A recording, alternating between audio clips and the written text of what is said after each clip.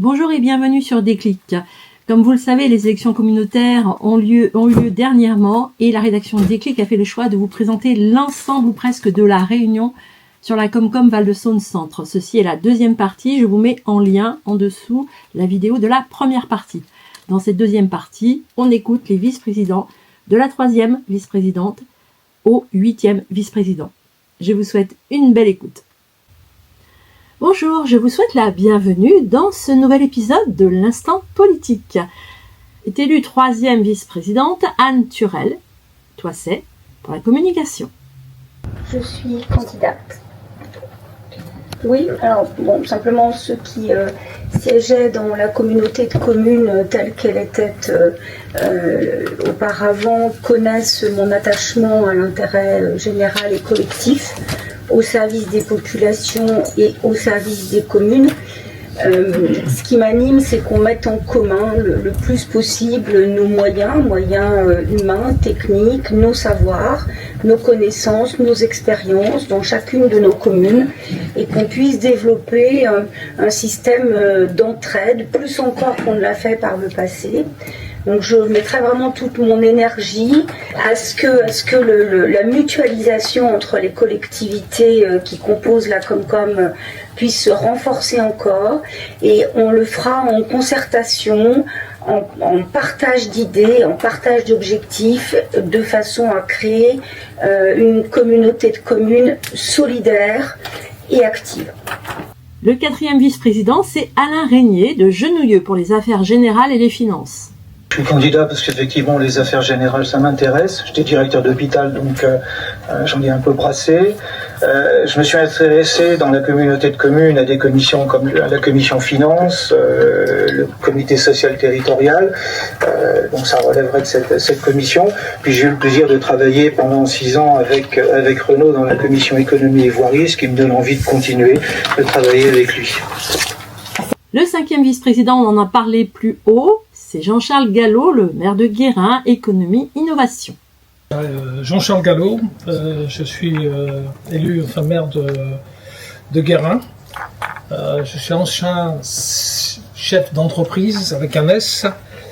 J'ai toujours été impliqué dans les pôles économiques. Je parle la langue économique, je vis l'économie depuis une 40aine d'années. Voilà.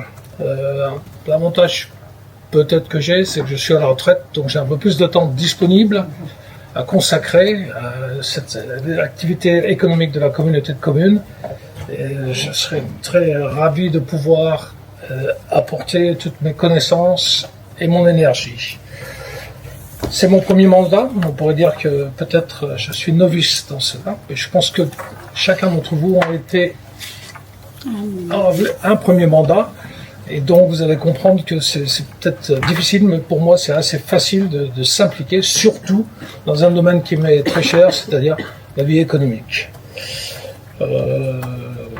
Récemment élu, récemment aussi dans la région, enfin j'ai toujours vécu dans le 69 pour passer dans le 01 quelques kilomètres plus tard.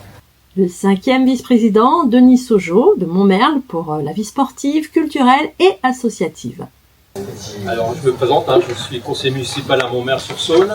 Alors pourquoi cette candidature en 3 points ?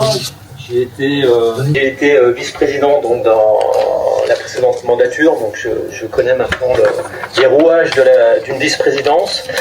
Deuxième point, pourquoi cette thématique ? J'ai été plusieurs années de suite président d'une association sportive, donc la partie associative je connais bien et le sport aussi, en faisant régulièrement.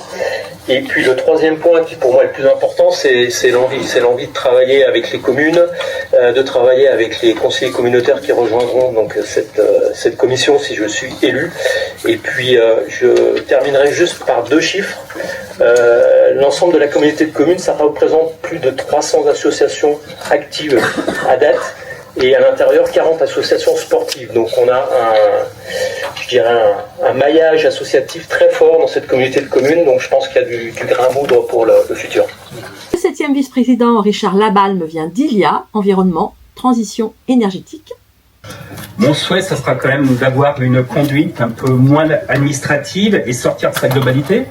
Parce qu'on est tous d'accord pour dire que le dérèglement climatique, c'est grave, que la gestion des ressources, dont l'eau potable, c'est essentiel, et qu'il est indispensable d'avoir une alimentation de qualité et de proximité.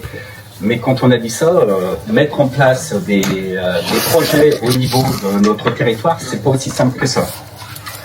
Donc le choix, c'est de sortir de cette globalité pour en faire un levier d'aménagement du territoire, un levier d'aménagement de notre territoire, en concrétisant avec vous des projets, mais bon, 1 ou 2 projets, où la communauté de communes sera un véritable maître d'ouvrage au service de nos communes. Voilà, sans être trop technique, ça pourrait être des projets dans le cadre du PAIT, puisque projet alimentaire interterritorial, puisque les études préalables ont été validées par le conseil communautaire en fin d'année, et un projet dans le cadre du PCAET, plan climat, air, énergie des territoires, puisque celui-ci, le contrat, va être renouvelé en début de notre mandature. Peut-être en s'appuyant sur des études qui ont été faites dans le SCOT sur la stratégie paysagère, mais en tous les cas, c'est vraiment d'essayer de construire, d'être proactif sur des projets de terrain, alors c'est sûr, on ne va pas en faire 50, qui soient visibles et palpables par nos concitoyens. Voilà. Voilà. Mais ça sera avec vous, puisque avec un soutien de la politique du président et avec la volonté des maires, en tous les cas au bureau, parce que des projets comme ça, on ne les monte pas, c'est pas le vice-président qui décide de monter un projet si personne suit. Nathalie Bisignano. Sinon, je veux pas qu'on reste dans la signature de convention avec de multitudes d'organismes à laquelle vous verrez dans le prochain coup, on sera obligé d'être représenté. Et ça, il me semble que c'est pas l'intérêt. Il faut qu'on arrive à des sujets de terrain où nos concitoyens qui puissent toucher et notre territoire et visibles par nos concitoyens. Et enfin, le 8e vice-président sera Jean-Michel Lux de Franchelin pour l'assainissement. Pour ceux qui ne me connaissent pas, donc Jean-Michel Lux, maire de Franchelin. J'ai 63 ans, je suis retraité. J'attaque mon 2e mandat de maire. J'ai fait 3 mandats d'adjoint avant, donc je suis à mon 5e mandat. Je suis élu communautaire depuis 2005, donc je commence à connaître la politique.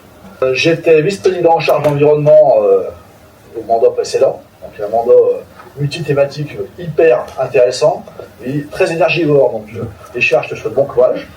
Mais tu le sais, donc tu fais partie de la commission.